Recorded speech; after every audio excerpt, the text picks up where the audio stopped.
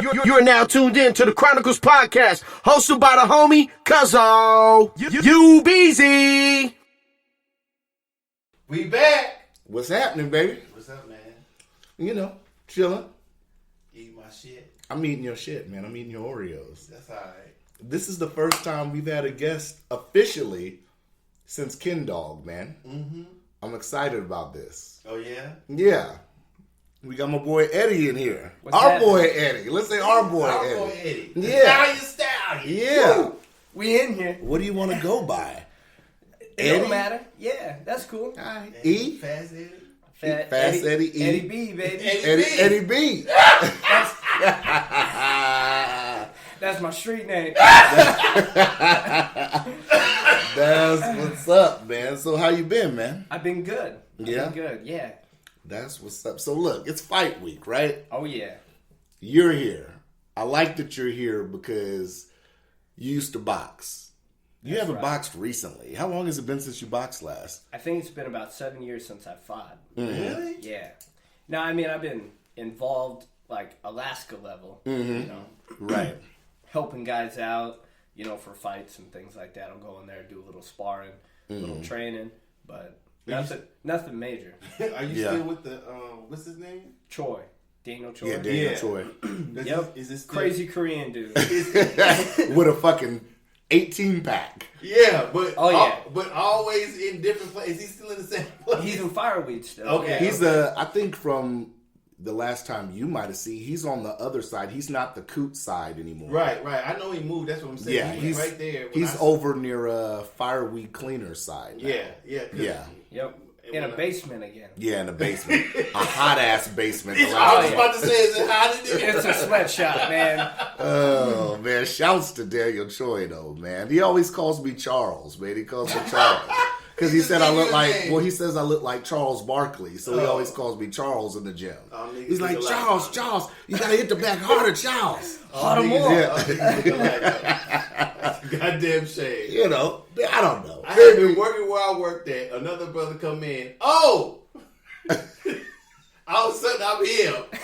Like, I ain't no motherfucking so-and-so. Oh, man. So, since it's fight week, I wanted to get a fighter's perspective. Wait, who's fighting? Fury and Wilder is Saturday. Why is it a week? Why is it fight week? Fight week is because they're in Vegas. They arrived in Vegas. Today's Thursday. They arrived in Vegas Tuesday, I think. It sounds about right. So fight week is everything. The press conference and the weigh-ins Friday. Everything that leads up to I a wish fight. you had told it's me. hype week. Yeah, They I built wish- that shit up. I wish you had told me exactly. We didn't need Eddie for no damn Fury and motherfucking Yeah. what's his name? Yeah, we said we was doing this last week. Oh man, I'm Yeah. sorry, Eddie, man. Oh, it's all good, man. I'm happy to be here. Not that we don't. I don't Yeah. want you here. Is it? I thought it was somebody. Well, okay. Yeah. Go ahead. Let's start. Man. See, you're not excited for. I'm excited Why for would Fury you be Wilder. excited? Let's get your opinion. Oh, You break it down. okay. Well, We gonna break it down first, or I wanted to ask Eddie some fighter perspective. okay. question. Ask him. Ask him. Okay, so before we even get to Fury and Wilder, I was gonna ask you stuff since you fought. So, what was your longest training camp that you did for like a fight? About two months. 8 weeks is pretty standard. Mm-hmm.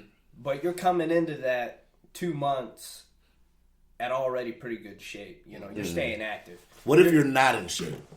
Oh, if you're not in shape, I mean, that's probably a gradual 6 month, process. Yeah, Do you think it's 6 depending months? on your weight as well. Yeah. Do you think it's 6 months Do you think it's 6 months of eating 4 right months. first and to get the weight where it should be and then do the training? Or do you think it's 6 months of the training too?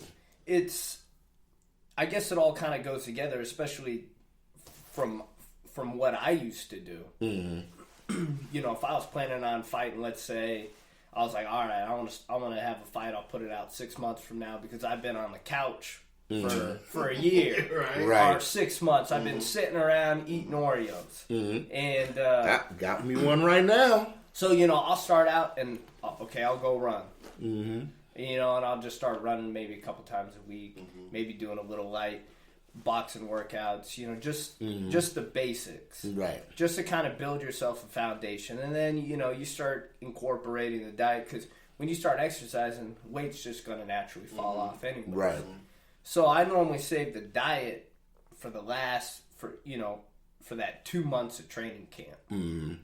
And, but I mean, you want to come in at training camp. You don't want to have to cut, 40 pounds or something like that. Mm-hmm. But if you got to lose 20 pounds in a training camp, that's nothing.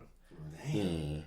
In 6 months, that's for in a 2 month period, right. 20 pounds in 2 months, that's nothing because 10 of that's going to be water weight. That's going to be sitting in a sauna, sweating it out. But just to say, you're not so far out of shape. I mean, you're not like 100 pounds from. Yeah. Okay, I got you. How did you decide what weight you were going to fight at? I mean, certain people have.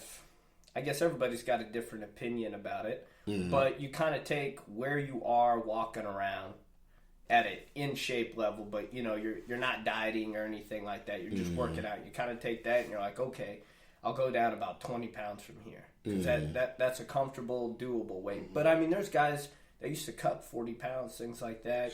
They used to fluctuate. But like they do in the majors, in the regular boxing, does that fuck with your power or stamina or to a certain degree? I mean, because some people really deprive themselves. And so once you get there, aren't you like? Because once they get on the scale, and then after the scale, they gain 15 pounds. In a few hours. Yeah, and there's a proper way to do it as well. Oh, okay. And I think some people try to, starve themselves for like a week before the fight. Mm-hmm. But I always used to like to do kind of like a 3-day crash diet. Mm-hmm. Because if you drag it out too long, you'll then be sapped. Exactly. You just deprive yourself of everything. Mm-hmm. So you're going to be lethargic come fight night. Mm-hmm. And then people try to overeat after they weigh in. That makes you more lethargic. Exactly. I mean, you're just like comatose in the body, Yeah. Okay. Yeah. I had another question. Nah, go ahead. What we were talking about a few fights back. So it was my opinion. I'll get into that, like you asked me. But say you lost. Let's say you had one. Uh-huh. Say you lost, but you had a rematch, like this fight coming up, uh-huh. Or like what was the other rematch with the dude from UK? Joshua. Yeah. Okay. So you watch the tapes. If you wanted to add something to yourself to say, well, this is what I need to beat this guy, could you add it to your training and then effectively use it in that time, maybe 6 months, or would you need more than 6 months or can you? I think definitely. I mean, a 2-month training camp, or even whether it's 6 months, it doesn't really matter. A fighter at that level, when you're at a championship level, I mean, you should have the ability to make adjustments. Mm-hmm. And that's the one thing, like with Wilder. Mm-hmm. I mean, he did the same shit for 12 rounds, and he wasn't effective against Fury. Mm-hmm. I mean, besides the 2 knockdowns, Yeah. Besides the 2 knockdowns, Fury outboxed him. But he's stronger though, so he's going. If he gets that shot, he's gonna knock him. That's what's carried him. He has natural, just athletic ability and power. Mm-hmm. That's what carries him, to this level. Right. So, but a good skilled boxer, I mean, you should be able to watch tape, incorporate something into your, into your arsenal. Mm-hmm. Like, okay, this is what he does, this is what I'm going to do. And you find a few little things that your opponent is doing, a few flaws in his game. And you work on that, and that's all you do. You spar. Most guys spar 3 times a week during a training camp. Mm-hmm. 2 to 3 times a week. Like an older boxer, they kind of back off a little bit because it's a little too much damage on their bodies. But I mean, that's something a skilled fighter should be able to do. So is it? Do you think it's up to the fighter or up to the trainer, whomever is watching the tapes, to do it, or is it a collaboration of both? It's a collaboration. Okay, 100%. Because as a fighter, I guess you go in there, you know what you have to do. Mm-hmm. You go into the gym, but you also need that trainer on your ass giving you that reminder. Mm-hmm. You're getting tired. You might be getting a little mentally lazy and not being like, okay, this is what I got to do. This is what, whether it was the simple thing of like, I got to move to the left like 3 inches after I jab or whatever. Right. Or I got to keep this right hand up just a little bit more. you know, you start to get tired, you start to get a little lazy. You need that Yeah. trainer in your ear. Yeah. Hey, get your fucking hand up. But also, what I was saying also, because that's good too. I believe that too. But also to watch the tapes, even and try to see what you don't see, and come back to you and say, "Hey, man, look, I know you want to do this, but we need to do this." So should the trainer? So what I'm saying is, because I think I kind of blamed it on the trainer when, like the Mike Tyson. So I didn't really realize Mike Tyson wasn't a boxer until. Was in my opinion that until he got beat by Buster Douglas. So seeing that, as a trainer, would you think your trainer's supposed to say, "Hey man, look, check this out. We need to be doing this in order for you to stay here or to go forward"? You think that's a part of the trainer's? 100%. Okay, so but then I guess the boxer could be hard headed and be like, "Nah, man, fuck that shit. I don't need." Yeah, it goes both ways because, I mean, you do have a lot of fighters out there that are uncoachable. You know, they get to a championship type level. They got that. They think They the winners. they I think can they're do the this. shit. You know, and they're like, I don't need a trainer.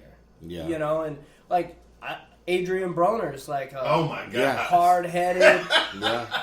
just He switched now, what was it, twice or three yeah. times now? No, exactly. Yeah. You bounce around from trainer to trainer because you ain't really coachable. Yeah. Okay. And I think sometimes, though, it has to do with the trust, though, with your trainer as well. You Yeah. got to be able to really believe in them and be like, man, this guy knows more than me. This guy knows his shit. Or at least see something that I may not be able to see. Exactly. Yeah. You got to be able to And trust if I them. lost, damn it, I'm trying to win. You know what I'm saying? So if I were a boxer and the trainer came to me or anybody came to me, I'd probably sit down with them and say, "Hey, let me see if I can see what this person is seeing," and have them go over with me. Say, "Hey, man, this is why I feel that this and that you shouldn't be doing this. If you could do this, and this, you might be able to count." You know, just go through. I'm sure they do that, but that's Right. what I'm saying. My take was on it was I was disappointed with what's his name, Wilder? because I thought Wilder was of the class of championship class, and when I'm saying if because if you go back to the former champions, if you go back to a champion like I mean, I don't want to go too far back, but if you Riddick Bowe, or if you go back to Vander Holyfield, if you go back to, well, not really Mike Tyson because he's going to sign the same. Any older heavyweight true champion, he steps up. So what I'm saying is, when Wilder got in there with Fury, I thought he was going to take him out. I didn't think that Fury could do anything that would frustrate Wilder, you know, that in that way to not take his ass the fuck out. That was your first time seeing Fury, though, right? No, I seen Fury when he fought. What's his name? Didn't he fight? When he fought Klitschko? Yeah, Fury. Yeah. No, you talking about Wilder? No. Fury fought Yeah. Klitschko too. Yeah. Yep. Oh, he did. Maybe I didn't see that. I thought, but I did see him fight before. So I didn't think he can really box either. But he has something that carries him also. Yeah, he's got an awkward style, Yeah.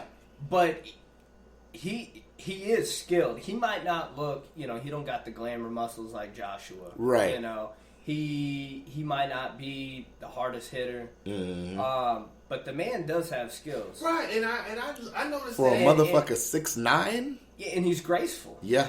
He's got speed. He's got natural athletic ability. Well, at least to Plus get to he's- where he is, Plus, he has to have that. He's smart. That's I think one of Fury's. I've only watched the man fight a few times, but his ring IQ, I mean, it's up there. He's an intelligent fighter, and all that. It's not that pretty, but all that feinting, irky jerky shit, It throws him off. all the crackhead twitches. Yeah. I mean, he controls the pace by doing that. Like when Because he's got the guy kind of frozen, trying Yeah. to figure out what he's doing. Exactly. So, like, that's what I always used to do when I'd be fighting, especially when I'm out of shape and stuff. And I go to the gym, you know, and I'm like, man, I can't go 6 rounds. But I'll sit here and I'll feint and I'll do stupid shit and I'll sit there and I'll just keep moving, little jerks, things like that, and it throws them off their game. You can control a fight from start to finish off of just using And that's what he feints does. and little movement, and that's what he does. In your experience, how much energy is that taken when you do that? his is a little tighter, and you know, like I said, it's a little more crackhead like than I would personally like to see. But you know, it works. And so He's not physically tired at the end. You know, no, I think Yeah. his mouth isn't open. I think he's well conditioned. Yeah, he has to be. I mean, I'm not taking, like I said, when I say heavyweight, when I say champion class, I mean, once you get in the ring, you have the training, you have the stamina. You may have to throw that plan out the window because this dude ain't doing what he was doing when we saw him in the tape. So I expected Wilder to handle his business. Of course he gonna. If he don't think, if he hit him, he can't hurt me. Okay, now I can do this to him. Yeah. So I expected Wilder to do that because all the shit he be talking, basically. Yeah. So I want to see him getting his ass. I look at Wilder, when I see Wilder fight, you know, it's like gambling. When what he's doing, it's like gambling because he's waiting for that shot every fight. And like the last fight with Wilder, you know, even with Ortiz, he's willing to lose rounds to wait on that shot, even in that Ortiz rematch. And it's like, well, how long are you going to gamble like that because he until doesn't have any setup. He's not doing the body. Exactly. He lacks the setup. Right. You know, and that's what a true top level fighter That's can what I'm do. saying. They can set up their power shots. Yeah. You know, and even just making the simple adjustment of throwing that right hand straight instead of looping it like he was doing all fight long, and then finally he put him down in the 12th with the straight. Yeah. With the straight right, but the man just keeps doing the same thing over and over. But that's his lack of experience to me. You know, what age did he start fighting? Was it like 20 or something? It was like late 20s. But that- was it mid to late 20s? But that's what I was getting mad at the trainer, because the trainer Fury who trains a person who wants to be a championship fighter should tell the fighter, hey man. And it's a little bit of both. I'm sure they do have those conversations. But, you know, one, he's used to fighting one way and he's been successful. Right? Yeah. You know? He's had, 40 fights? Yeah. So, you know, you got 40 fights and you just go in there and you throw haymakers and it works. And then you're like, well, shit. Yeah. I'm going to catch him soon. I got 12 rounds to get. Yeah, it's kind of like that Mike Tyson mentality, you know? Yeah. Like, But Mike Tyson, but Mike Tyson's like a hybrid. He couldn't box, but he had the system. and He had the system did. to where He had and head he is movement, too. He is very skilled. Yeah. Tyson was a very skilled fighter. he couldn't box, but he had the system. If the system worked within the first couple of rounds, he didn't have to actually box the dude down. Because some of that system didn't work. That whatever he is, Bob, bing, bam. You get caught with one of those. But Tyson, in a sense, though, Tyson knew his punch placement. Well, He but did. that's He but knew if because- I hit this motherfucker here, it's he going was to hurt. strong, but that was the punch that I believe that was the system Customato was his name taught him. So when he screamed the numbers, he already if he go in, he do it. If he didn't get it, he Right. hit him, he get close. Then he'll get back up and set back out. Right. And then he'll wait for the whatever. Then he'll do the set. I guess it was different. I mean, he had a style. I think he got more in his later career. He got more into that Deontay Wilder, like, I'm gonna land something eventually, and let's just hope it lands clean, and I'm gonna put your ass out. Yeah. In the beginning of his career, Tyson showed a lot of skills and ability and setting things up, and but after Don King came in, this is my opinion of like the downfall of Tyson. Right. We're getting off subject, but after Don King came in, they got rid of Rooney, who was under the Customato. Right. You know, I guess training umbrella. So they got rid of him. Don was like, "Hey, we got our own trainers. This is this is how it's going to do." And they couldn't control him. And Tyson wasn't in. You can watch his fights. You know, he wasn't in shape. He stopped throwing punches in combos. Yeah. He was throwing 2 punches at a time instead of 4. Yeah. And those little tiny things that you get away from, I mean, especially at that level, it's huge. It takes you out. Yeah. It's the tiniest things in boxing when you're at that highest level. Okay. And when you start throwing only 2 punches at a time, And I think a lot of that goes back to like the lack of training. He knows like, hey, I got to kind of pace myself. His footwork, the angles. He wouldn't come in, bam, bam, pivot, bam, bam. No, it was just come in straight, throw the big two heavy shots, clinch, rest, get back, you know. And so, like, you're just dragging this process out and just giving your opponents opportunity to counter you and to capitalize. Well, especially if you're fighting Evander Holyfield or the other dude from the UK. Lewis. Yeah, Lennox Lewis.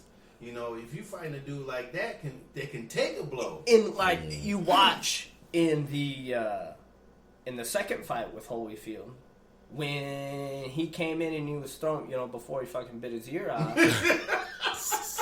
you watch those right before all that happened. Where he was throwing 4 punches at a time. Yeah. I mean, he was overwhelming Holyfield. He was winning those moments. And that's what he used to do for fucking 10, 12 rounds. Yeah. That's how he used to win fights. And he got away from that. Do you think it discouraged him in that fight, though?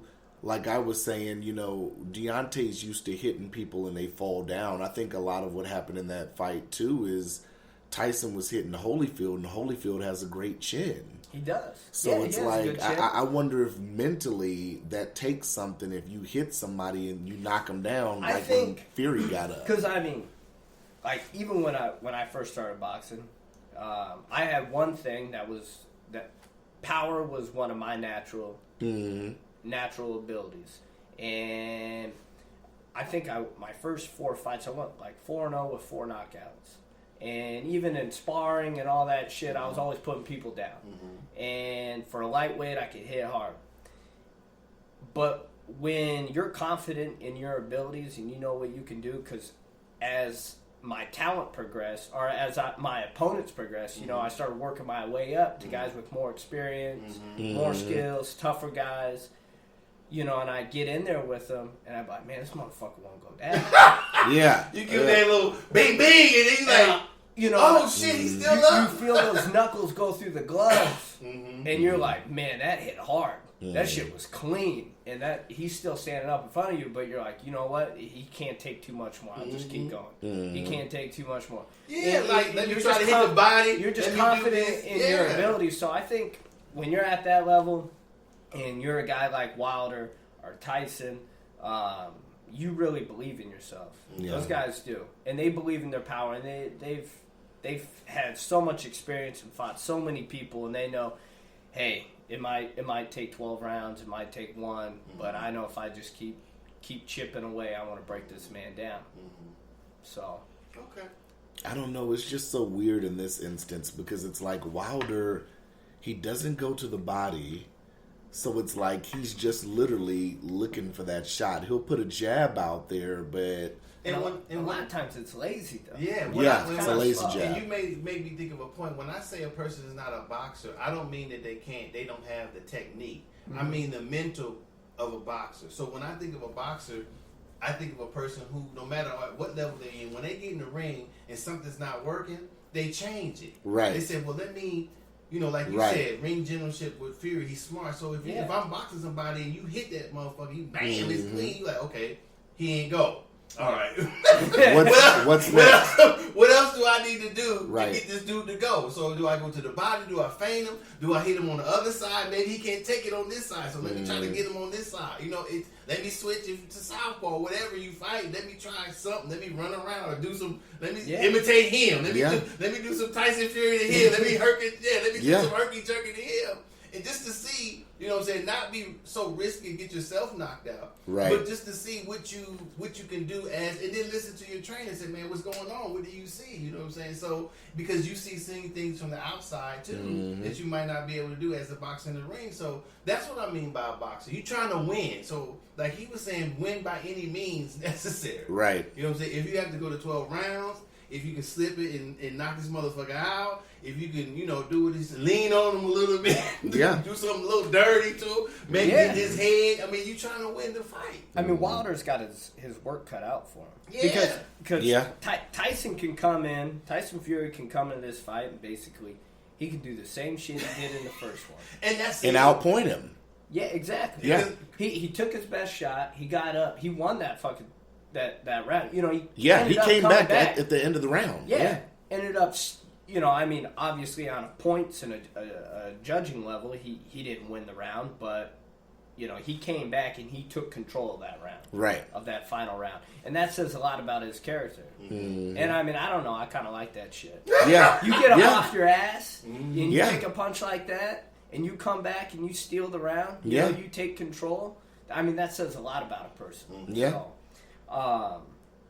yeah, Fury kind of won me over with that, you know. Yeah. And like I'd love to see Wilder win, because you know, first American heavyweight in a long time. Yeah. That's And true. I would like to, you know, heavyweight boxing to make a comeback. Yeah. And I think it has a little bit. I But mean, with these past who, couple of though? fights. But who could carry it? I mean, we'll see. This is I'm not talking nothing bad about it, but this is the height of heavyweight boxing. Yep. Fury and Wilder. I know. Come on, man. But Well, I mean, Joshua's big in the UK, though. yeah, but he he's is. not. Yeah. As far as I guess hype and you know, from fans and things like that. I mean, yeah, those Fury and Joshua, they're huge in Europe. I think after this past fight with Wilder and Fury, it's gotten him a lot of fanfare here in the U.S. You know, he's created a lot of attraction towards himself. So if Wilder can come to this fight and actually really box, make adjustments, really start using, you know, some actual skills instead of just relying on a couple big punches, I mean, you know, it could be a turning point, you know, Yeah. and he could take over the heavyweight division, go over there, fight Joshua, kick his ass, because that guy don't have a chin. Yeah. See, I think I'm seeing. He's saying some of the things I was saying. I mean, Yeah. he didn't. I Look, think Joshua's a punk. and he didn't look. whatever he changed to beat Ruiz. That was his name. Yeah, Yeah. Ruiz. He didn't look comfortable doing it. And It Ruiz- wasn't smooth. Yeah. You know, I guess as far from Joshua's, you know, from his team, I mean, they had a great game plan of immediately doing a rematch. Yeah. I mean, Yeah, absolutely. it's kind of like what they did to Roberto Duran, you know, and Sugar Ray. You know, it was like, man, this guy's eating chimichangas. Yeah. Fucking. Yeah. And that's exactly what he was doing. Luis Yeah. was out partying. Yeah, exactly. He was celebrating. He was the champ of the world. Yeah. And just had his biggest payday, everything. He was celebrating. They're like, all right, this guy ain't training. He's getting fat as 6 fuck. more months. Yeah. They're like, Joshua, get your ass in the gym. Let this guy eat tacos. Yeah. And let's go kick his ass. And it showed. Mm-hmm. Yeah, he admitted to it. But like I said, Joshua didn't look too comfortable doing whatever. To No. me, he did. No. He looked out of place. He tried, and that helped him a little bit. But He did show a little heart in that fight. You know? Yeah. He Yeah, showed he a did. little more grit and stuff. But yeah, just watching Joshua, I don't know. Yeah. I don't really like the guy. So. I mean, I can understand what you're saying, but when he fought Glitchko, I remember He called him he- Glitzko. Klitschko. Glitchko. He Glitz came guy. back, you know, he came back and he won that fight, so I gotta give it to He him. fought hard though. That's Yeah. what, that impressed me because how you say his name? Klitschko? Klitz. With a That's K. how you say it. With a K, yeah. Glitchko. Don't Yeah. let me pronounce it the wrong way. and No, shit. it's not Glitzko. It's Klitschko. You know what the fuck I'm talking about. And so when he fought that dude, because dude was pretty high, even though he was a little over the hill at the time he fought Yeah, him. that fucking 50-year-old man. Yeah. He shouldn't have been, Yeah. he shouldn't have been in there with that big old young dude. But anyway, they both put on the show. No, it went back and forth. Yeah, it I was mean good. that's but when he got beat by this dude, I was like, damn. Not because of how he looked, because of who he fought. Even though he was a little past his prime, I'm saying he should have obliterated this guy. Yeah. Ruiz should have been big. It should Yeah. have been. Yeah. Fight should have been over. I don't care Yeah. what Ruiz did, because he was eating tacos and biscuits and shit Before. he fought. Yeah. Yeah. He ain't just not. He ain't just won the championship and then started eating bad. He's been eating bad. He might have been eating bad and just not training, not focused on training. Well, it was even worse when he got the money. It got worse when he got the money You just gave him a grocery check, then right? you gave him money to go party even harder. You Yep. know what I'm saying? So they like, come on, man, you got a rematch. Yeah. Yeah. I'll be in there. I'll be in there in a minute. Man, come on, get it. What time I gotta be there? 12? Man, I'll be there at 1:30, man. I'll be there at 1:30. All right. Man, Yeah. it's 2 o'clock where you at? Yeah. Hey, man, you coming? Man, look, we can just do it tomorrow, man. We get started. Yeah, we're gonna do it tomorrow, man. Yeah, we gonna do it Man, get the food tomorrow. out your motherfucking mouth. Come down to the goddamn gym, man. Eating chicken wings. and Yeah, you give him time. Yeah, can I get a large? He had the damn drive-through. shit. Yeah. But that's what happens. I mean, I don't know if he could have won. I mean, I don't know much about Ruiz. Well, Fury said this time he's going for the knockout. He said he's been working on his power, and he said he did hurt Wilder in the first fight. He stunned But him. that's only because Wilder's in there trying to throw that punch. He said, I just was out of throwing- shape for the last fight, so I've been working on my power. He said, my plan's to knock him out. We'll see. Yeah, I mean that's one thing. There's you can't really change those things too dramatically, you know. Right. Like more power. Yeah. It just has to be natural. Speed, you know, it's like, you know, you're a fast runner, you're not. You know, Right. there's little things you can do. You can improve some milliseconds and shit like that. But I mean, you're already talking about an in shape athlete in their prime. So take that guy; he can't get much stronger. Yeah. You know, so power's something you have or you don't. Yeah. And Fury's just he's not a heavy puncher. You know, that's just not in his arsenal. But he's got speed and he's got great timing. And timing's, to me, one of the most important things. Yeah. Okay. Well, he can win. Because I mean, you know, there's guys like look at Mayweather. He's not the hardest puncher. Yeah. But he's got phenomenal timing. Phenomenal timing. Yeah. And precision as well. Yeah. You know, and that's something that Fury has. Yeah. What do you think about since you fought and stuff before? What do you think about guys taking like performance enhancers and stuff like that? Man, that's some pussy ass shit. But hey, there's a lot of people out there doing it. I mean, it's huge. It's something that isn't really, you know, talked about or obvious, you know, for those obvious reasons. But there's a lot of professional athletes out there that are, you know. have they always done it, you think, or they just kind of started? Or just No, people do? I think there's been. I mean, there's a lot. Don't get me wrong. There's a lot of clean fighters out there. But there's a lot of guys in the game, especially even coming up too. Like a lot of younger guys, because they're like, well, if that guy's doing it, if all my opponents are doing it, well, shit, I need that extra edge too. Yeah. But do you think that a person can even that out if they just worked out harder instead of taking enhancement, or do the enhancement? Some people just have natural power. Well, no. What I'm saying is that two fighters are evenly. I can't say evenly matched, but they're in the same weight class. One works out. One takes enhancements. Do you think that instead of taking enhancements, that the fighter who suspects the other fighter or suspects the whole class taking enhancements can work out more to it? I mean, I think you know most of these guys are working out the same. You know, I mean, as far as like a training camp and your regiments and all that, they're all very similar. You know, you got strength and conditioning X amount of days of the week. You know, you're doing 2-day workouts, whether it's morning runs, and then you do your boxing workouts in the evening, or, you know, every other day you're mixing in your strength and conditioning and agility and things like that. So most of these training regiments are all very similar. But the guys using the roids, you know, that's helping them just basically take them to that next level. You know, they're able to recover quicker. They're able to just go a little bit harder to push themselves just a little bit more. You know, so it allows your body just to do that little bit extra. And so that's kind of how they improve.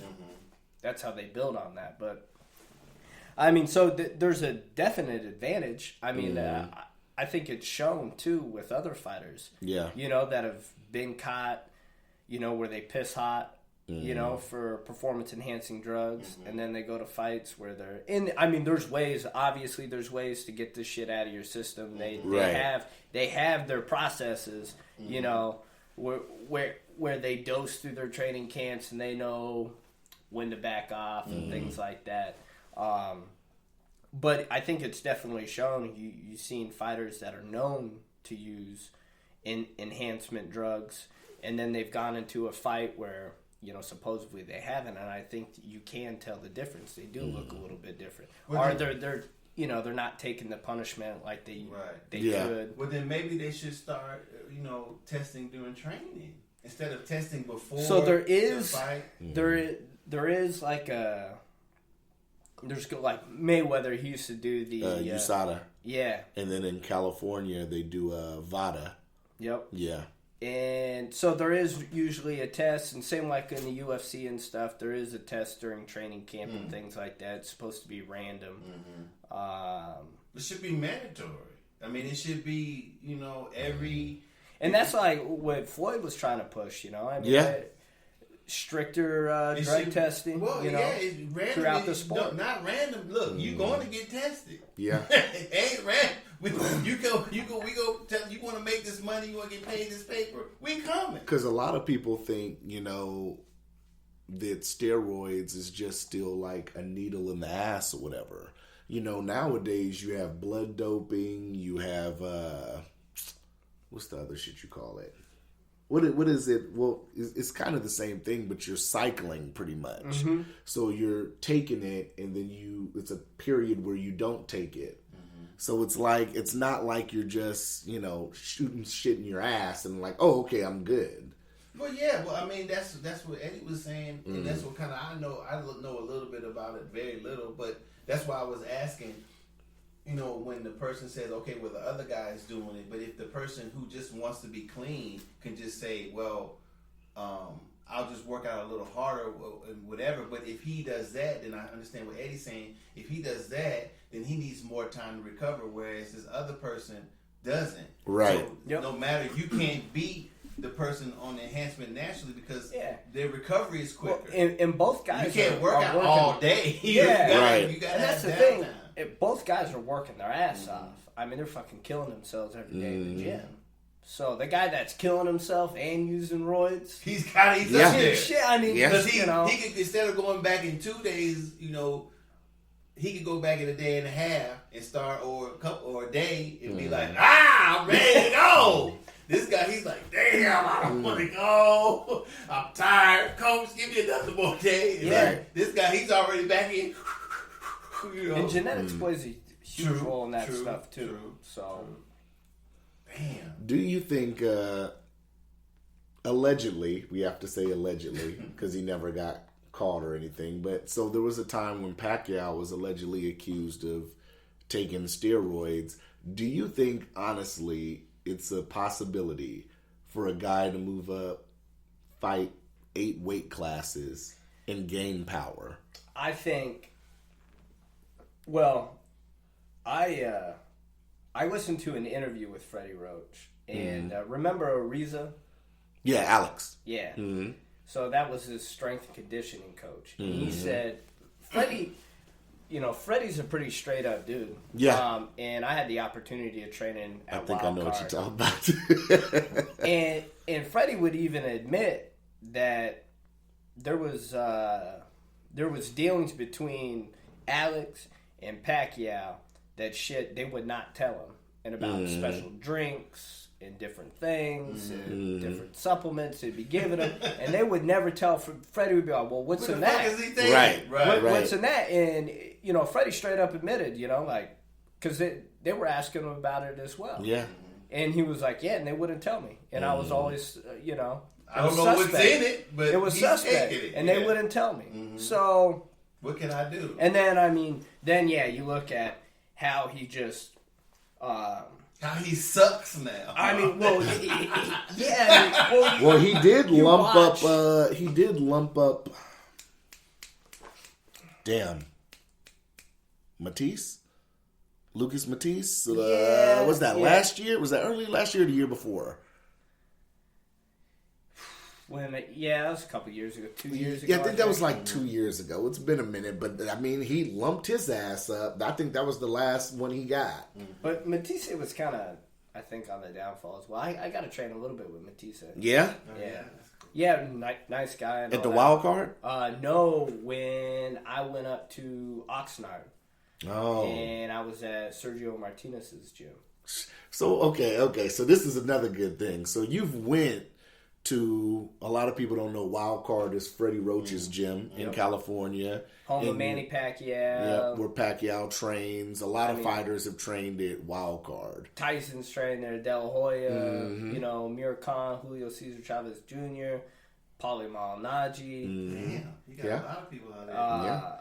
I mean, yeah, you can go far back, and I mean, there's just been champions after champions. When I was there, Amir Khan was getting ready for a fight. Paulie Malignaggi was there getting ready for a fight. Chavez Jr. was there. And then you had a bunch of upcoming guys.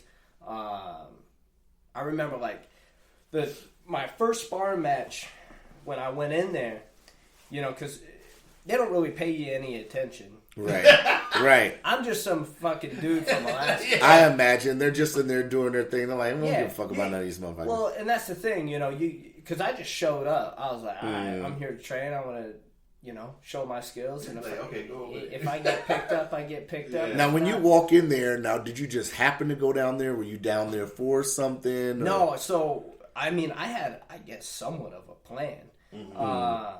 I called the gym just to make sure that, hey, come down there if I wanted to train. I train. Oh, yeah, this is what it's like, $50 a month. You know, I was like, oh, shit, that's cheaper. That's Yeah. the cheapest gym membership. I train myself. Because Mayweather's is like $75, I think. I think $75 a month. Yeah, I think something like that. And then if you want someone to work the pads and things like that, it's ridiculous, you know? Yeah. But, so yeah, I went down there. I sold my snow machine. I remember I sold it for $4,000. And I ended up talking to Freddie's brother, Pep Roach. And Pep's like, oh, yeah, I got this. I was like, by the way, I think it was rest in peace, Pep, right? I think he passed away. did he? I think so. Might have. The guy lived a hard life. I believe so. I believe it was a couple years ago, but go ahead. That guy, he took a liking to me. He took me in, so I like that guy. He was a pretty cool dude. But when I called there, I was like, hey, is there somewhere cheap that I can rent? You know? And he was like, oh, yeah, when I get kicked out of the house, I go to this place down over here. It's only like a mile away from the gym. So, all right. Man, it was fucking quarter of the size of this. Wow. I It mean, was a closet. It was a crackhead, drug infested, like, homeless fuck. type. Oh, it was rough, man. You know. So, and I was the whitest person in the neighborhood. Wow. People were like, "Man, What the fuck? What is this? where the fuck did Yeah, you come it was- from?" They were like, "Is this the police?" Don't mean to pause y'all, but yeah, it was Pep. Yeah. Yep. Okay. Damn. Yeah, rest in R.I.P. peace to Pep. That was, let me find out, because I remember seeing that. That's This too fucking bad. shit will come up. But yeah, man, I went down there, so I got all kind of set up. I walk in the gym, and of course, you know, you just kind of do your own thing. No one really pays attention to you because you got fighters in there making millions of dollars. Oh, it was a while ago. It was 2009, it said. Oh wow. Yeah. I don't know how accurate that is, because it just said on the Google. But it said, yeah, 2009. So that was a while. He was 47. No, could have been 2009. Let me see. Yeah, September 1. Because his real name was Joey Roach. 2009. That must have been... Shit, that must have been right after... Because I think I was there. I was there in 2009. That must have been like right after. Huh. Yeah. I don't know if that's... But yeah, anyways, I remember the first guy they had me, I was like, hey, I want to get some work in. I want to spar. And they're like, and there were some Armenians that like would show up to the gym. They trained somewhere else. But I guess this guy was like had 180 something, you know, amateur fights. He was on the Olympic team and shit. And they were like, he was 4-0 as a pro. He was a little bit bigger. He was like he was a welterweight. He was 147. I was gonna fight like at 130, 135. So I went in there with him, and man, I got my ass whooped. Wow. I got my ass whooped.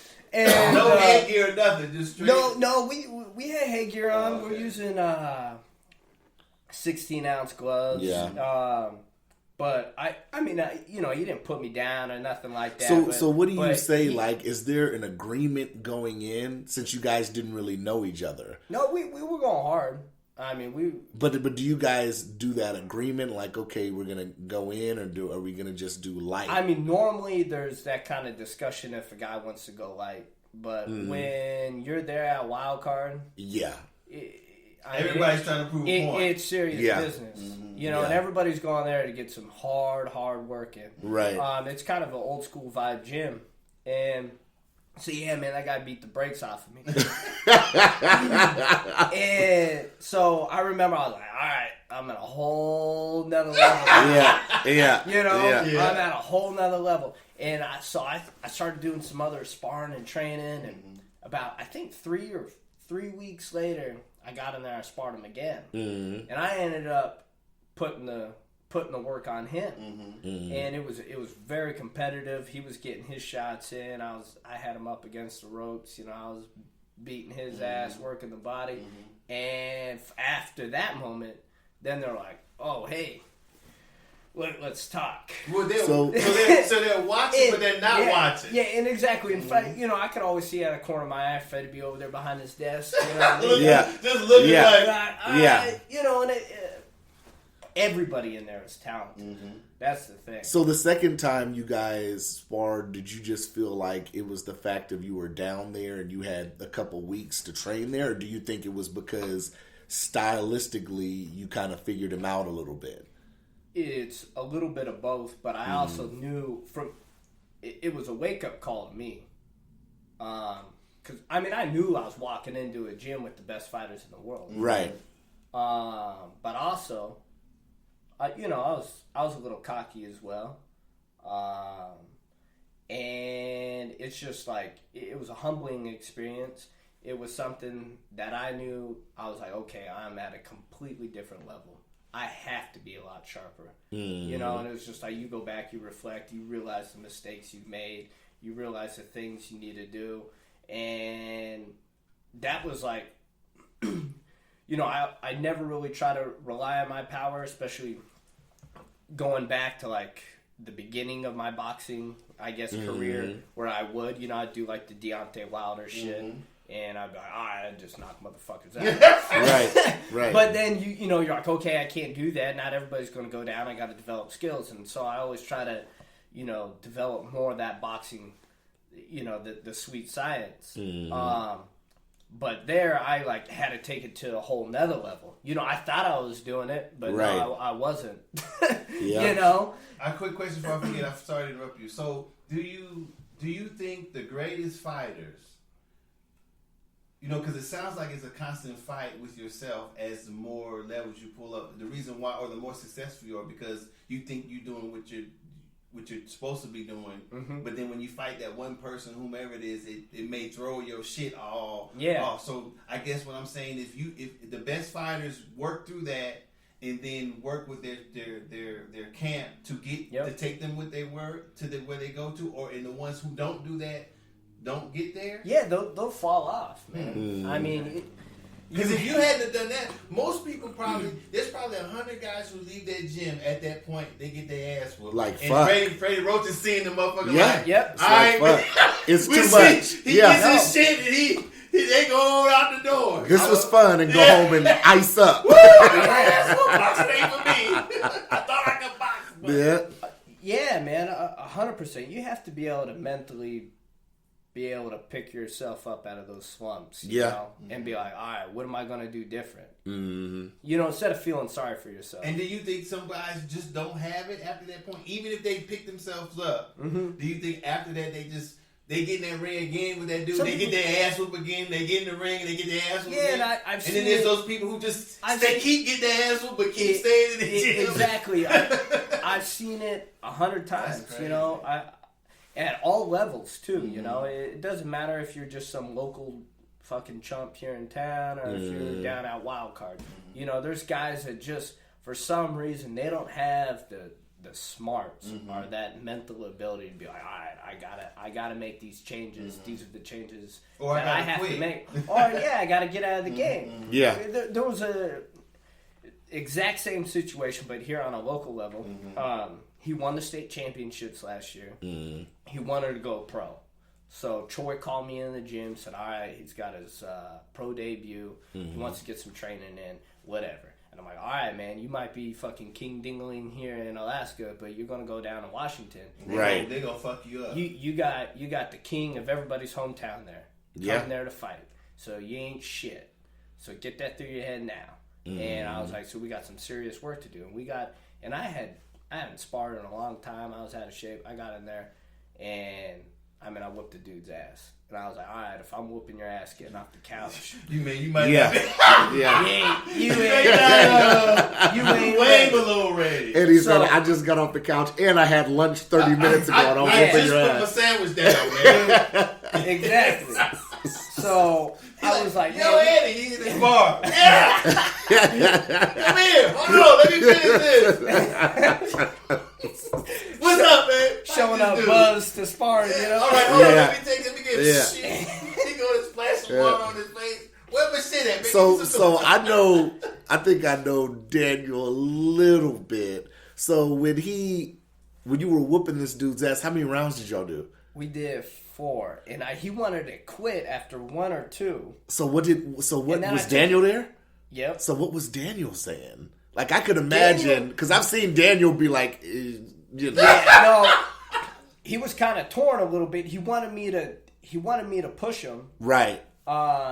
And then after I did, then he wanted me to kind of back off, and that's what I was already doing. I didn't want to completely mentally break him because Right. he does have a fight coming up, so Right. I want to be able to build his confidence, but I also want to give him a little reality check. So Well, goddamn. I mean, that because he's going down there, he's representing. But that's Alaska, amazing, the though. gym. How does that happen? I mean, that's what I'm talking about. I usually try to explain on the show. How does that happen? How do you build somebody up that way? And then one person I'm saying, I think you're a good boxer. And I had a question, why do you want to go, why you never went pro? But you can answer that later. Yeah. But how does that happen that a boxer gets to that point, meets that person, he hasn't even went anywhere yet. He gets his ass whooped. Well, what the fuck have you been doing? I think a lot of things could training with? factor, though. I mean, it could be the competition that he's fighting locally, or a lot. Yeah, I mean, there's some tough guys up here, but it's just a completely different level when you get out of state.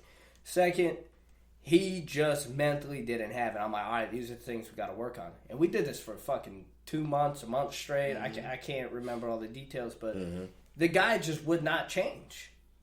He would not change. And he always walked around with this cocky ass attitude. I'm like, you just got your ass whooped. Yeah, you can't. Your attitude can't beat How you nobody. riding high, man? Yeah, your attitude. You can't just throw your And- attitude in there and say, "Hey, get him." He's walking around the gym, he's flexing, he's got his shirt off. I was like, man, I fucking gut out and everything. I just kicked your ass. Now, What do you mean? was this now Shit. another good question? Because I don't. You might not be familiar with this, but was this like a closed sparring situation? And for the listeners, closed sparring, like Mayweather closes his gym off, for example. When he does sparring sessions, so only the immediate people are there. Was this like open gym, like anybody's there working out? Yeah, it was a little bit of that. I mean, it was pretty quiet in the gym. There's only a few people, so it was a good time for me So and more him to so get real people that are personal. regularly there. So like no newbies. There was a couple people, but not too many. It wasn't a packed house or anything like Right. that.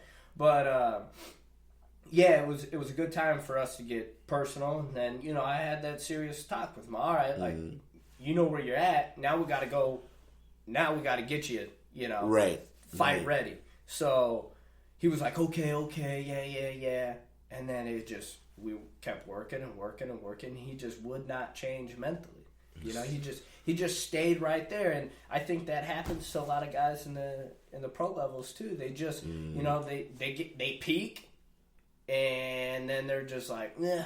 I don't know. They don't have the mental capacity, the ability. They're just stuck in their rut. You know, I don't. Because know what I it was is. saying is that when you know, I'm not a trained, or anybody's not a trained boxer, but it was my opinion that the training adds on to your natural ability. So the trainer knows, okay, he does this well, they do that well, they do this well. So Yeah, they're not there to change you. They're just there to improve what you do already. Right. You know, they don't want to change your style. They don't, you know, it's nothing too dramatic. It's just to improve your style. That's what a good trainer does. Right. You know, they should be able to work with any style of boxing and be able to improve it.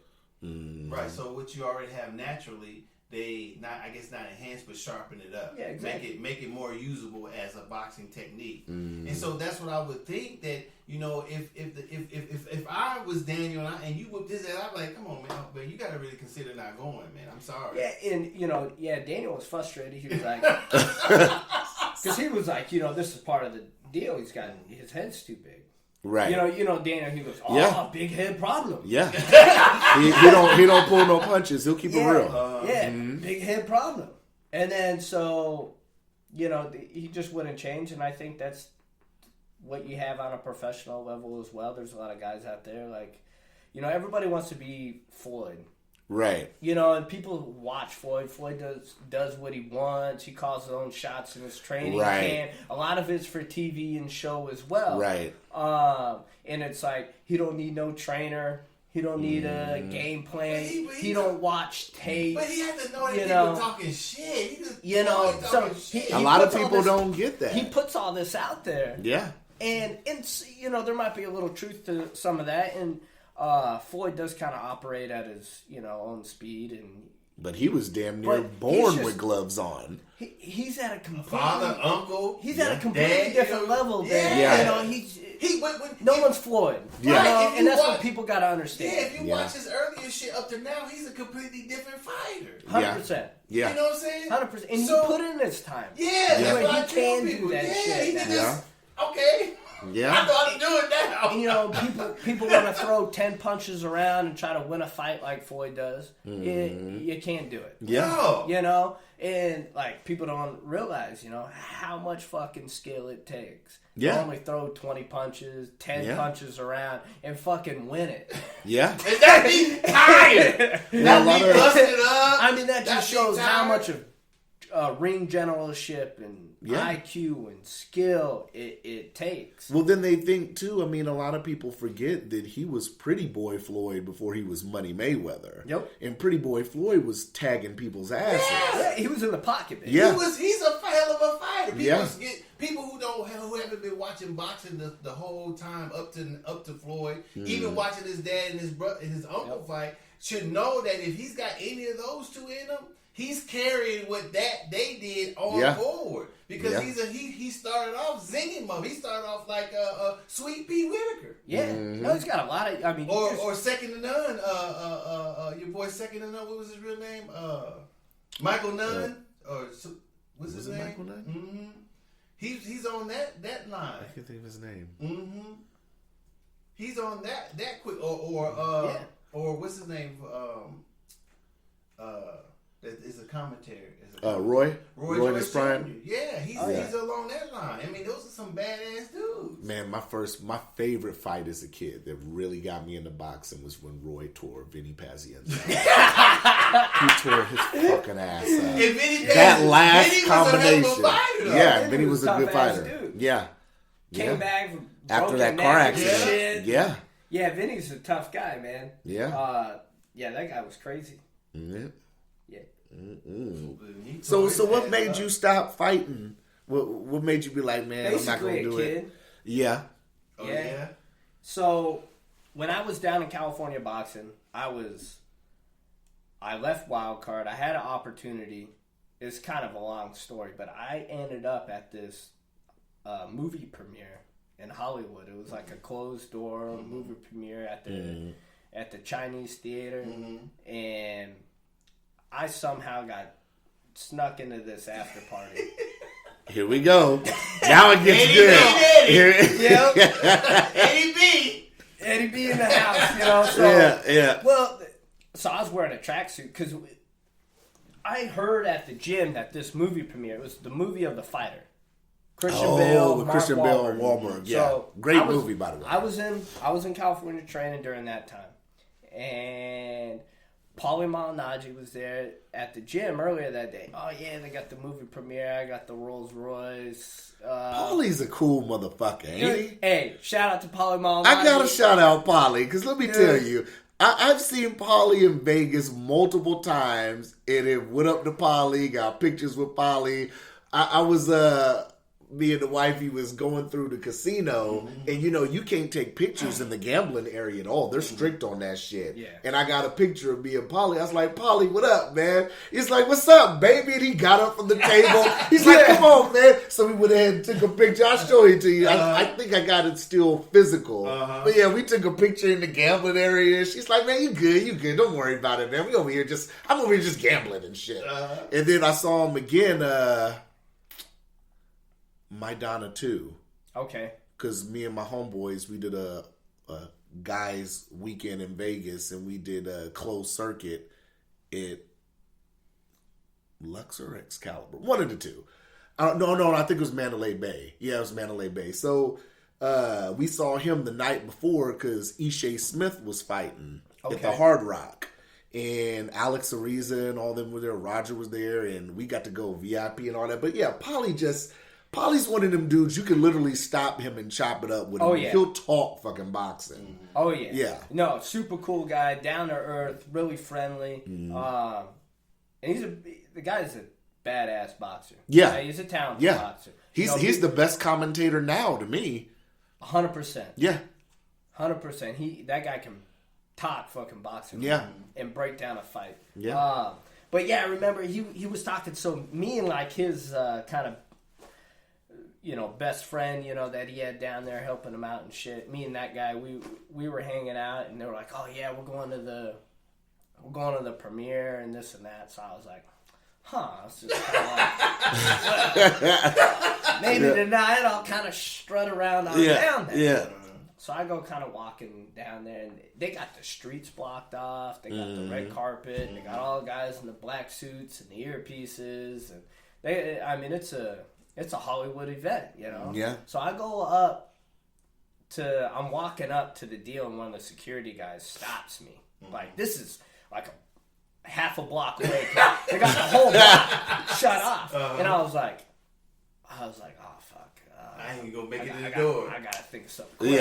Yeah. So I tell him I'm with Everlast Boxing, because I had an Everlast tracksuit on. Good one. I was like, oh, I'm with Everlast Boxing, and I dropped Paulie's name. Probably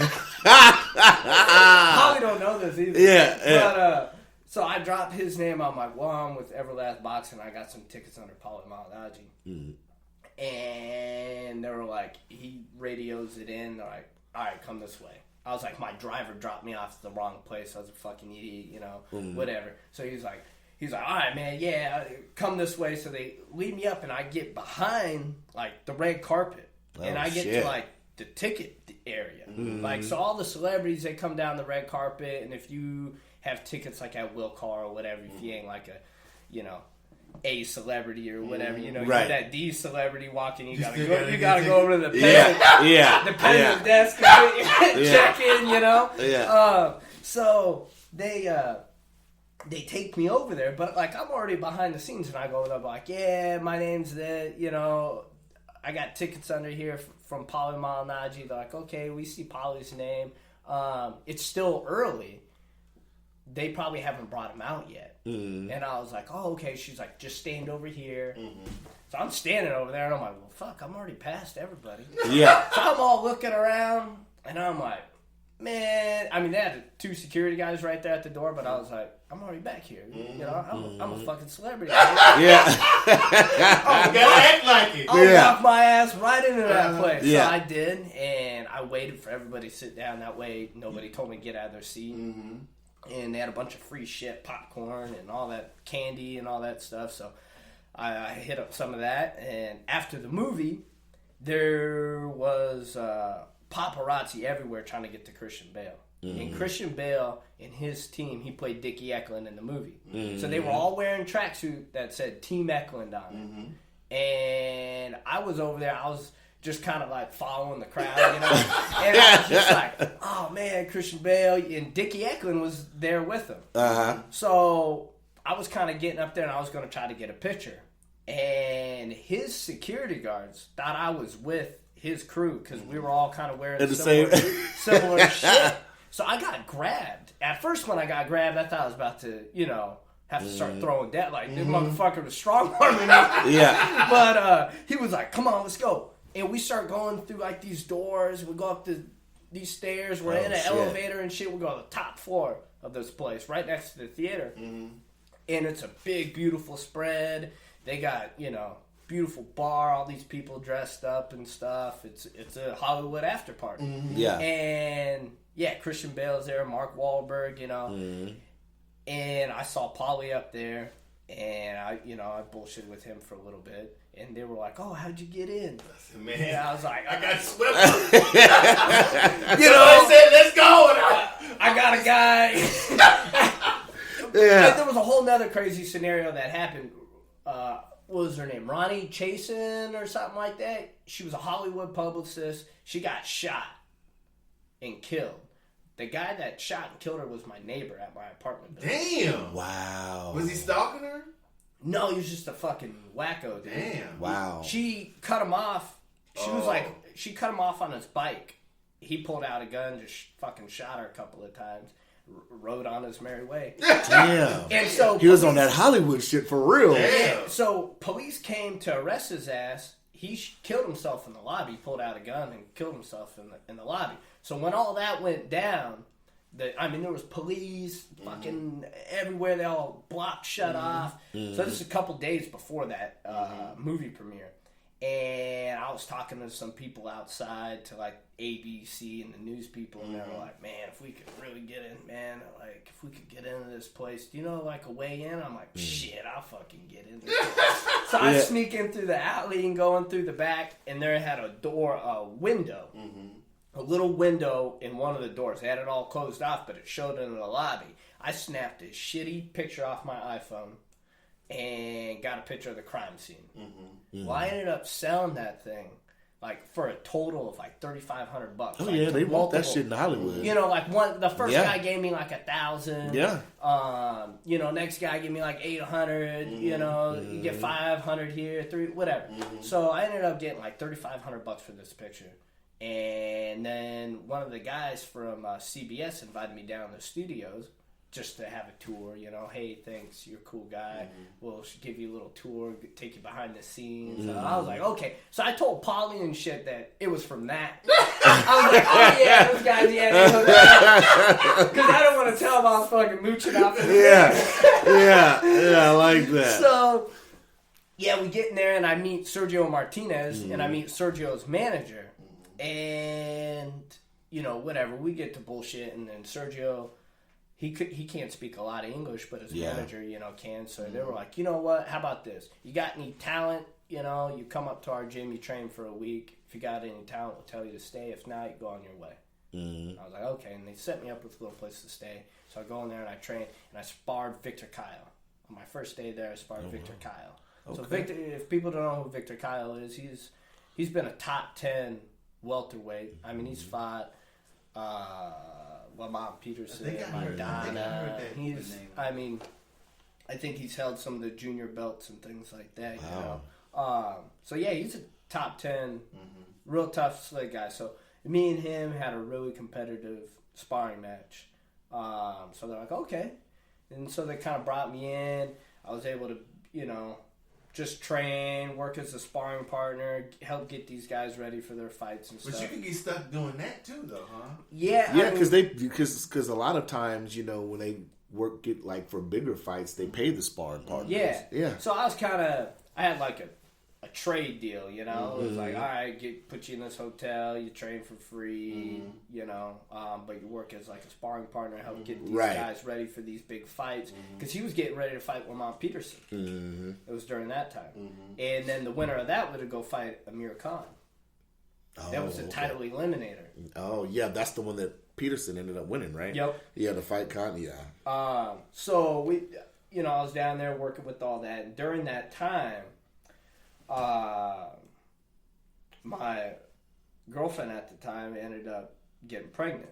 And so it was like, can't live out here. Yeah, it was like be in California and box or go handle my business back in Alaska and be a dad. And my plan was to like go back, all right, get things situated and,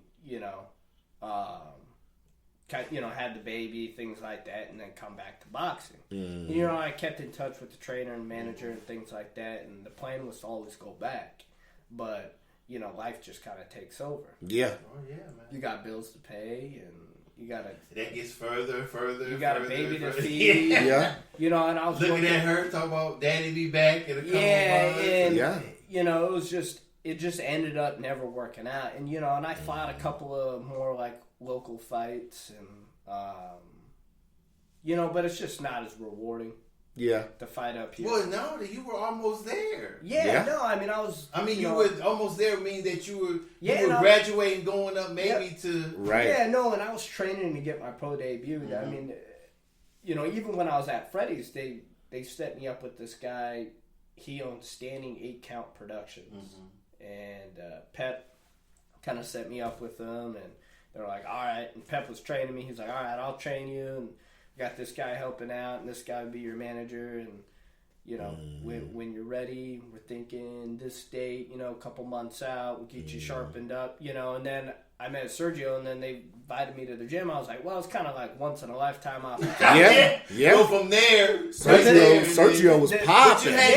Because he was at his prime. He was middleweight champ of the world. So it was like, well, I guess I gotta go give it a shot. Yeah. So I drove my ass up to Oxnard, and that's what happened. And I always meant to come back to it. I miss it, but I'm too old now. I'm 30, so yeah. I mean, people are like, well, 30, that's young, but as far as a boxing career, well, if you have to be. I mean, I don't know. I mean, you got not lucky, but you got the what's the older guy? I forget his name. The brother who fought, bald head. That singles it out.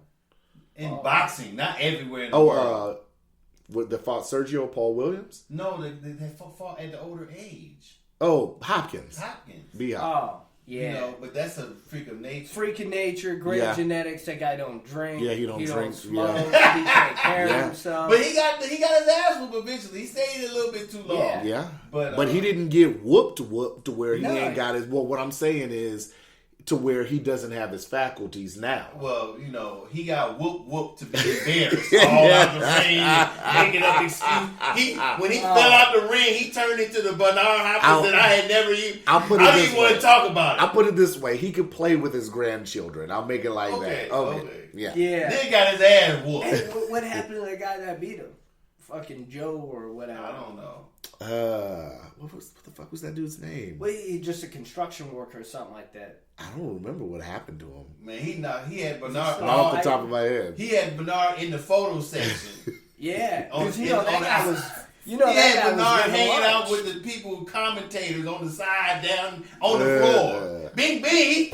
Yep. Yeah. He slid up he slid through the road. Bam, bam. He didn't hit his head. Oh, He don't know what happened. He just wake up outside the rings. I'm telling you, Bernard stayed in too long. So now you do. What time we at? 1:13. See, look, I told you. Y'all gotta trust me, baby. See, look, we over now. The whole thing is just boxing. I told you, baby. This is what we do. I didn't cut the shit off. So how did you get into the whole what is the mush thing now? Because I check you out on Instagram. Yeah. You know, social media, you doing your thing. What is that now?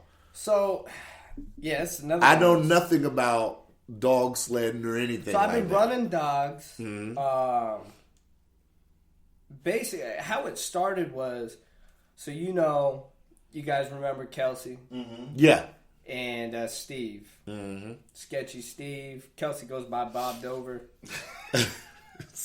and I don't know if you guys remember, but we used to bet on the Iditarod. We used to do like a draft. We'd like do a 3-round draft. You draft a musher. You got a bunch of people. You throw in some money. Winner takes all, that kind of deal. And so it got really competitive. I mean, like one year I ended up buying a plane ticket to Italy. Wow. That's how much money I won. Wow. So we're like, let's go to the motherfucking banquet and let's go talk to these guys. Let's get some little inside scoop. Let's start brushing shoulders with these people. So, after going, we go and we get drunk and we talk shit. And we make friends with these people and they're all like, who the fuck are you guys? Right. And so we started doing that. We made some friends and we were sitting at this table all the way in the back in the corner by the bathroom. All the tables are numbered. We were table 200. So people would be like, who are you guys? Because we come up asking all these questions or talking shit. And they'd be like, who are you guys? We just go, we're table 200. And we just started owning it. We're like, fuck It's this. all right. Yeah, this is the best table in the house, baby. And so we just, year after year, it kind of grew. And, so I started up a Facebook page and an Instagram page, Table 200, Mushing Insider. And so we do like race updates, stuff like that for the Iditarod, other sled dog. What's a race update? So like the Iditarod, You're gonna have to break it down to me. I don't so know like- about dough, but I don't know like shit. the Iditarod, that's an 8 to 9 day race. So And that starts where? there's a ceremonial start in Anchorage, March 7th, coming up here, and then there's a restart the following day in Willow, and then it's 1,000 miles. So 1,000 Willow's the miles real to Nome. start. Yeah. Okay. And then it's 1,000 miles to Nome from there, and then there's, So wait a minute. When they do the ceremonial start in Anchorage, what do they just run down the fucking street? So they run down the street. There's a little trail that goes all the way over. It's like an 11-mile trail to Campbell Airstrip. Okay. And then, and it's a cool little party too. You got people, 4th Avenue's packed downtown. Then it's called Trailgate. You got a bunch of people playing music and drinking and partying. It's a good time. And so yeah, during the race, during this 8-day period, there's a lot of checkpoints along the way. And so as they progress through the checkpoints and down the trail, we give updates: who's in the lead, who's falling off, who's On quitting. Iditarod. Yeah, all Iditarod. So and then we do you other go races. personally on this Iditarod? I have not personally down the trail, but we go to Nome, we go to the start in Anchorage, Willow, and then the finish in Nome as well. And then I go to some other races and some other checkpoints. We do some more mid-distance, local type stuff. But yeah, it's just kind of progressed, and I mean, it organically grew into, to where we're pretty well known, I guess within the mushing community, Right. So it's cool. They've been fooling me all these years. They've been fooling me, too. Iditarod was the start of the shit downtown. Exactly. That's crazy. That's what I said. I don't know shit. I thought I knew a little bit, but I don't know shit either. So they just run off the trail and go somewhere and kick it, and then they Yeah. And then move to Willow and then really start Yeah, the shit. I thought they was gone. But Yeah. that's Anchorage. Damn. No, yeah, pack the dogs up, boom, driving to Willow next That's day.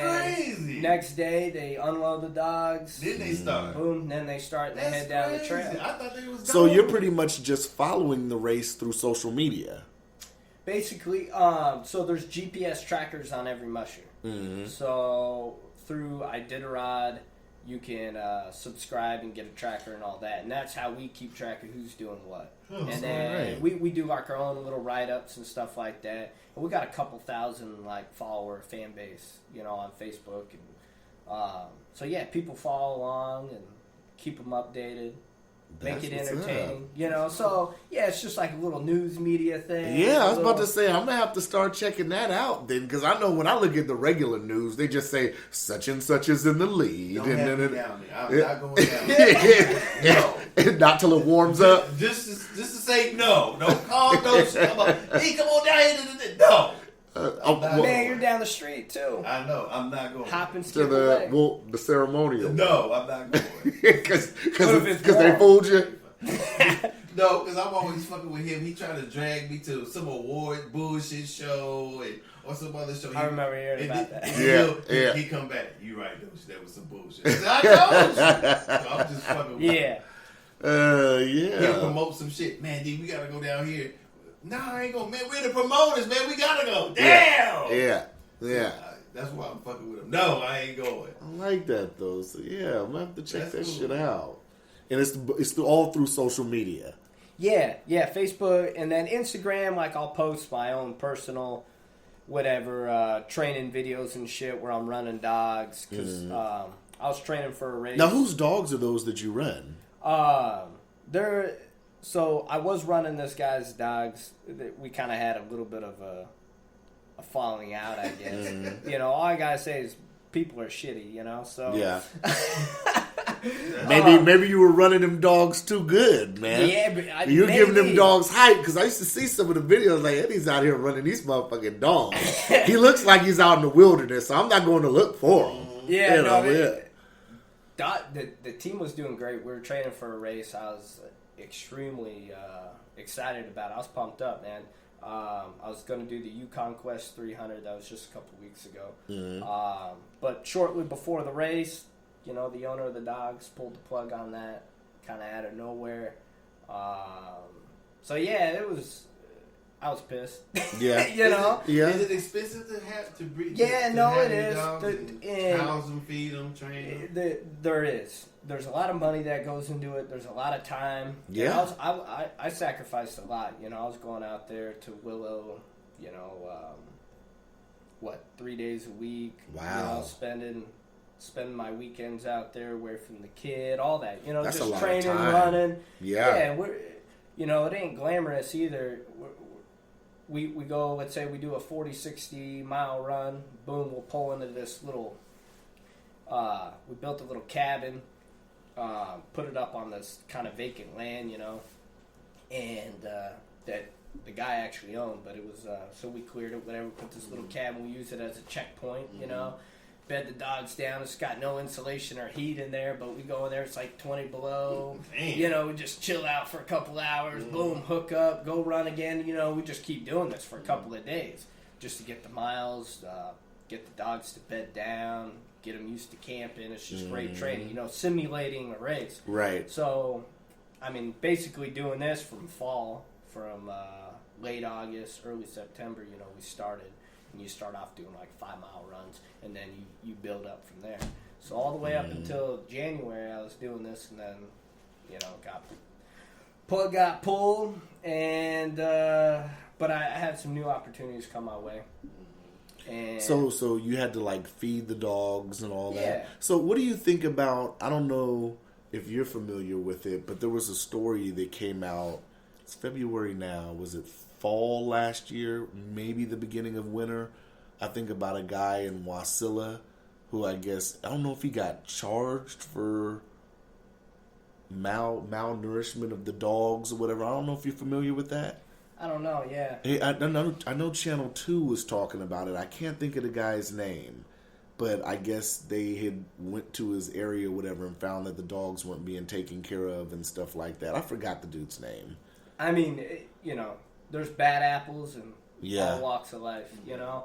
But I gotta say, from my experience, especially at a professional level, I mean, these guys take great care of their dogs. Right. You know, a dog can't run 1,000 miles in 8-9 days if they ain't loved and if they ain't fed and they ain't taken care of and being properly, Right. you know. I mean, they get top-notch care from diet. You know, they're eating the best kibble, high-end meats, fish. They eat better than humans, you know. They're getting cared for all the time. Massages, this, that. They're athletes, you know. Yeah. So you take any other athlete, if they're not getting top-notch care, they ain't going to perform. Especially running that long. Yeah. And if you don't build that bond and trust with them, they ain't going to want to do shit for you. Yeah. So I think the crazy animal rights activists and things like that, these certain organizations out there, they're extremists, they're misinformed, they're, I don't know. Those people are wackos, man. So when, this is just out of the ballpark question. So when like the dogs are running in the 8 and 9 days, like how do they handle like if a dog gets injured in that case? And how do they handle like as far as frostbite and stuff like that with the dogs? Do they wear like mitts and stuff? So one, the if a dog does get injured, let's say it gets a sore shoulder or wrist, that's like really common. They call them return dogs is now kind of the term they use. So there's checkpoints all along the way. So let's say you're on a run to your next checkpoint, you see a dog limping, okay, boom, we'll take that dog, we'll put it in the sled. Right. Let him rest. We'll ride them all the way to the next checkpoint. There's vets. There's veterinarians at every checkpoint. They assess the dogs, they'll check them out, and maybe it was just something really minor, maybe it was something a little more serious, so they'll be like, okay, well, we'll take this dog, we'll drop it out of the race. Right. And we'll make sure it gets the proper care and things like that, and then eventually they're returned back to their home. So, and then as far as like frostbite or dogs being cold, things like that, those dogs are comfortable at 40 below temps. I mean, they have a double fur coat. They're not your house dog. I mean, right. These dogs are. Oh, I'd put Doug. Doug will be a fucking dog cube if I put his ass out there. Yeah. Run, motherfucker, run, Doug. Fall over. These are a whole nother breed of dogs, and that's the other thing. This stuff's in their blood. You don't have to train these dogs to pull. Right, because that's how they got around long time. Yeah. I mean, that's what they. It's hundreds of years of breeding. Yeah. So they use these dogs back for transportation, trap lines, things like that, and then evolved into kind of showcasing hey, we got these amazing dogs. Right. Like, look at what they can do. So then they started having these local races and things like that throughout the villages and around the world. So, as far as dogs being cold and things like that, they were designed for these temps. Because that's what they lived in. You bring a sled dog in the home, they're miserable, man. They're hot. They're scratching at the door to get out. You let them loose, they go straight to their house. People are like, oh, they're tethered, they're chained up. That's their safe place. That's where they want to be. That's where they want to hang. And then they get ran every day, exercise, affection, love, fed, all that. So, Shoot. Yeah, man. That's dog mushing. So, all right. Docious, you got anything? What time we at, baby? 1:27. You got any other questions? No. Eddie has given us, I think, our best interview. I have to say so, too. You have to say so, too? Well, shit, I'm the only one. Well, we had Ken Dog, but, what I've learned throughout this interview is you're a great storyteller, man. Shit. I think so. Interesting stories, you build, you know how to build the... You build the story before gassing me up, man. No, I'm being for real. I appreciate it. It's not easy doing that. That's one thing I've always liked about your guys' deal, and and it got mentioned in that Anchorage Press article. How it's just kind of a raw, uncut show, right? And it takes a lot of talent just to come in here and fucking talk. You guys. Y'all motherfuckers was concerned. Y'all was like, we don't got no questions. I said, no, baby, we go shoot from the hip. Yeah, well, that's what we usually do anyway. Yeah. I just didn't think the topic of, in my mind, I thought only talking about Wilder and Fury, that was like... Oh yeah. I already knew with Eddie's background. I said, I'm not putting no fucking questions down for this. I can shoot from the hip with this. But that's why I like your guys' show.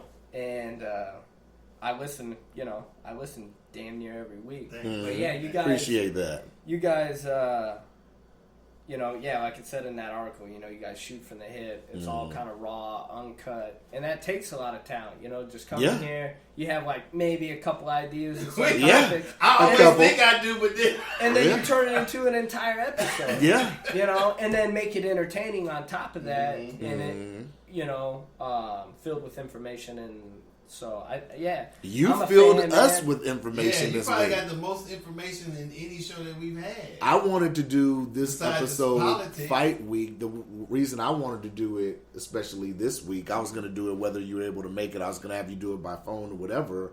Was because I know your boxing background. So it being fight week, it's like who better to ask? Well, that's good because some of the Then- questions that I had giving my opinion about boxing, you answered for me. Right. So even though I'm not a boxer, I felt I was kind of similar in the assessment of the fight and Right. the fighter. I just wanted to know the specific questions that I asked that I had in our minds when I was talking about could a fighter change at that time? Because I was thinking there was some sort of, well, there is resistance, I guess, the fighter and the trainer from, if they're successful, of changing the winning formula. But if you're fighting a dude, if you got a rematch with a dude, I think that would be important because if you didn't win, especially when you're matched like him, Tyson, like Fury and Wilder, when you got that shit going on between them, he's doing a haymaker, he's doing this other, they're both doing specialty things, and it doesn't bring them together in a match. It keeps them, He's ducking. He's ducking. Right. He punching him, but if like I was saying a couple of episodes ago, like he agreed, I guess, kind of, if Tyson if Fury hadn't got knocked down, he probably would have won the fight. Yeah, on 100%. points. Yeah, 100%. Yeah. So that's if he in his mind, well, hell, if I don't get knocked down, I keep moving around on him. Yeah, he's just got to come in and do the same shit he did in the first fight. Yeah. He took his best punch. just not He getting- got up. He took control, once again in that final round after getting his ass knocked down.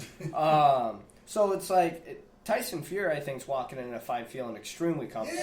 Yeah. Wilder's the one that has the work cut out for him. I Yeah. mean, he has to come up with an actual game plan. Okay, throwing haymakers ain't going to work on this guy. He's a little too slick. He's a little too smart. Yeah. He's got great footwork, good timing, things like that. So But even if he thought that, I think he could still possibly think that. But I'm going to catch this motherfucker. Yeah. I He think can he's still thinking that. possibly think. I really that hope he I'm comes in like jabbing and boxing and setting shit up and going to the body a little more. Yeah. Cutting him off when he's cornering him off when cutting the he's ring off. I mean, and he's got such. I mean, they're both physically like superhuman. I mean, they're 6'7", 6'9". What's Fury, 250 or something?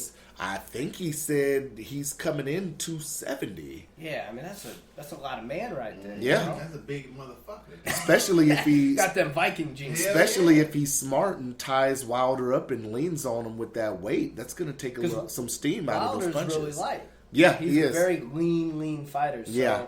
he's very long though. He's got great reach. He's more muscle up top than leg wise. He got the little chicken legs. Yeah. like the Hitman Hearns. But for some reason, the guy can. I don't know where the fuck that power be coming from. Yeah. Hitman Hearns had power. He was on 2 beam poles. Yep. He All can right. fuck your ass up. All right. So we about to wrap it up. But Yeah. before that, What? it's prediction time. I don't think so. I don't know. You can't call it. It's I very think tough. It'd have to be for me to call it, it'd have to be if somebody else didn't do something. Or if they do the same, if the same things happen, I'll say what I said last time. If the same exact things happen, it's going to be another tie. That's all I'm saying. I mean, I give the edge to Fury just because he's the better boxer. But obviously, Wilder's got that punch. Man. If he gets I it. mean, that knockout it's there. It's his for the taking. The guy hits. If like you don't have a fucking freight prediction, train. Eddie, I'll accept that because I'm so 50-50 on this. But fucking yeah, fight. I'll just go with Fury. That's my prediction. I mean, it's- I think he'll win by points. Because he shows he can take a punch. He shows he can get up, and he shows he can outbox him. So most the definitely. guy's got heart. He's got I think the mental ability there as well, you know. Mm-hmm. So, but I hope Wilder can Yeah. get a win. The It'd be American cool. in me wants him to win, but the pure boxer in me says Tyson on points.